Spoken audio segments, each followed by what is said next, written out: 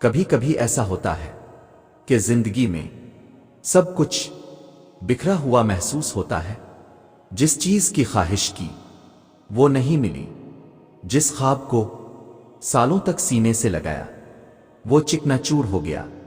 کبھی دل چاہتا ہے کہ سب چھوڑ چھاڑ کر کہیں دور نکل جائیں، کیونکہ ہر دروازہ بند ہوتا ہے، ہر راستہ ناممکن لگتا ہے۔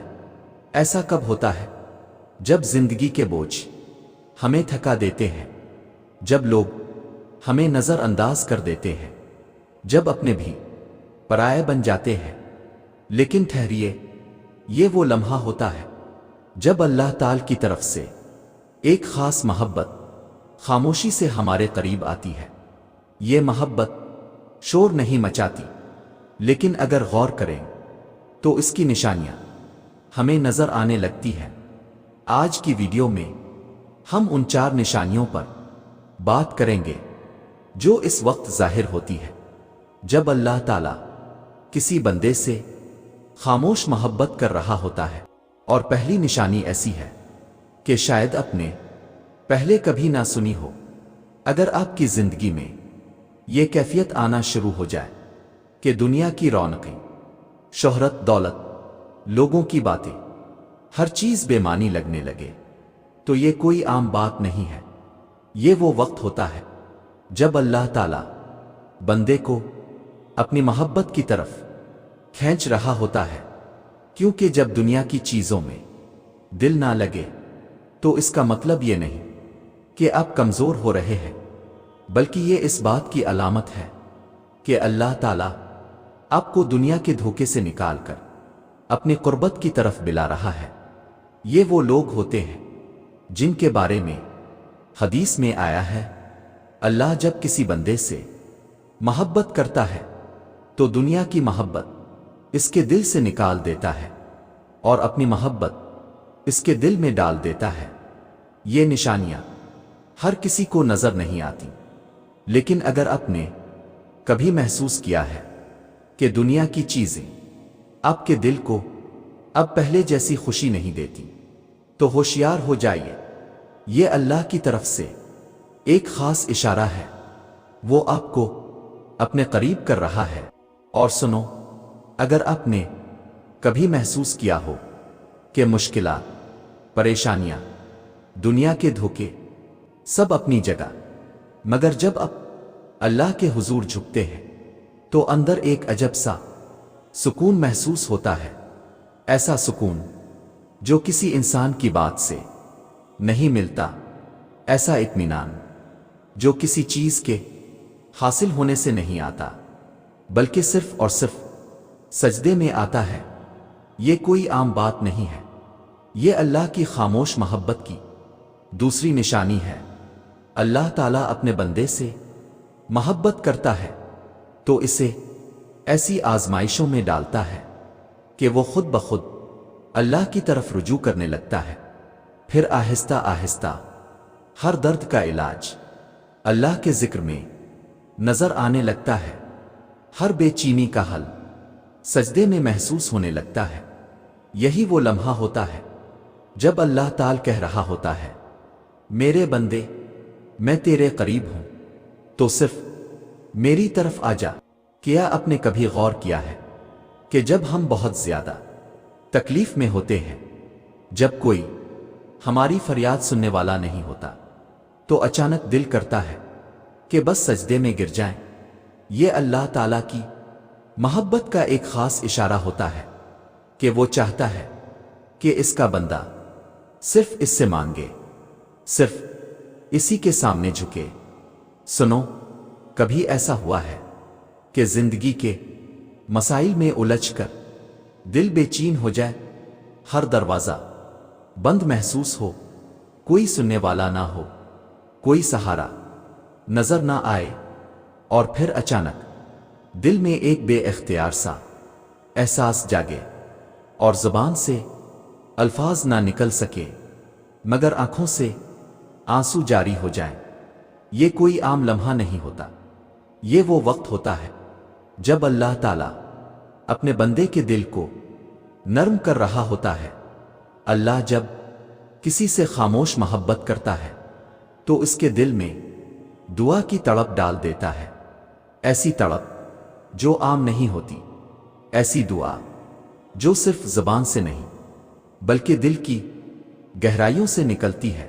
یہ وہ مقام ہوتا ہے جہاں بندہ صرف رسمی الفاظ ادا نہیں کرتا بلکہ اللہ سے اس طرح مانگتا ہے جیسے کوئی بچہ اپنی ماں سے لپٹ کر ضد کرتا ہے۔ کبھی سوچا ہے ایسا کیوں ہوتا ہے؟ اس لیے کہ اللہ تعالیٰ چاہتا ہے کہ بندہ اس سے ٹوٹ کر مانگے، روئے، گڑ گڑائے اور سب کچھ اسی پر چھوڑ دے۔ وہ چاہتا ہے کہ بندہ اس کے در پر آئے اور اتنا قریب آ جائے کہ اس کے دل میں کوئی اور امید باقی نہ رہے سوائے اللہ کی امید کے۔ یہ اللہ کی وہ خاص محبت ہوتی ہے جس کے ذریعے وہ بندے کے دل کی سختی کو ختم کر دیتا ہے۔ جب دل نرم ہو جائے، آنکھوں میں نمی آ جائے اور زبان سے بس یہی نکلے کہ آ اللہ، بس تو ہی میرا واحد سہارا ہے، تو سمجھ لینا چاہیے کہ اللہ تعالیٰ اس لمحے ہمیں خود سے قریب کر رہا ہے۔ یہ وہ دعا ہوتی ہے جو عرش ہلا دیتی ہے، یہ وہ آنسو ہوتے ہیں جو اللہ کو محبوب ہوتے ہیں۔ اور سنو، اللہ جب کسی سے محبت کرتا ہے تو اس کے دل میں اپنی طرف رجوع کرنے کی شدت ڈال دیتا ہے۔ یہی وجہ ہے کہ جب کوئی بندہ اللہ سے مانگنے لگتا ہے تو وہ آہستہ آہستہ دنیا کی محتاجی سے نکل کر صرف اللہ کا محتاج بن جاتا ہے۔ جب کوئی دعا میں ڈوب کر اللہ سے کہتا ہے آ اللہ، میرا تیرے سوا کوئی نہیں، تو اللہ تعالیٰ جواب دیتا ہے اے میرے بندے، میں تیرے قریب ہوں اور میں تیری دعا کو قبول کروں گا۔ یہی اللہ کی خاموش محبت کی تیسری نشانی ہے۔ لیکن کیا اب جانتے ہو، ایک اور نشانی ایسی ہے جو اللہ کے محبت کرنے کا سب سے بڑا اشارہ ہے؟ تو سنو، یہ وہ مقام ہے جہاں آپ سمجھنے لگتے ہیں کہ اللہ کی خاموش محبت صرف آزمائشوں اور مشکلات کے ذریعے نہیں آتی، بلکہ یہ ہمیں وہ اندرونی طاقت دیتی ہے جو ہمیں ہر حال میں خوش رہنے کی توفیق دیتی ہے۔ اللہ جب اپنے بندے سے محبت کرتا ہے تو اسے زندگی کے ہر لمحے میں صبر کی نعمت دیتا ہے۔ یہ صبر انسان کی زندگی کو نیا رخ دیتا ہے۔ وہ مایوسیوں میں بھی امید کی کرن دیکھنے لگتا ہے۔ وہ مشکلات کو اللہ کا امتحان سمجھ کر برداشت کرتا ہے اور یقین رکھتا ہے کہ ہر تکلیف کے بعد اللہ کی طرف سے کوئی نہ کوئی خیر ضرور آتی ہے۔ اللہ تعالیٰ نے قرآن کریم میں فرمایا، تمہیں ضرور آزمائیں گے، تمہارے مال اور جانوں میں کمی کر کے، اور تمہیں ضرور سنو گے ان لوگوں سے جو تم سے پہلے کتاب دیے گئے ہیں اور ان لوگوں سے جو مشرک ہیں، بہت سی ایذائیں، اور تم ان کے صبر کے ساتھ انہیں خوشخبری دے دو۔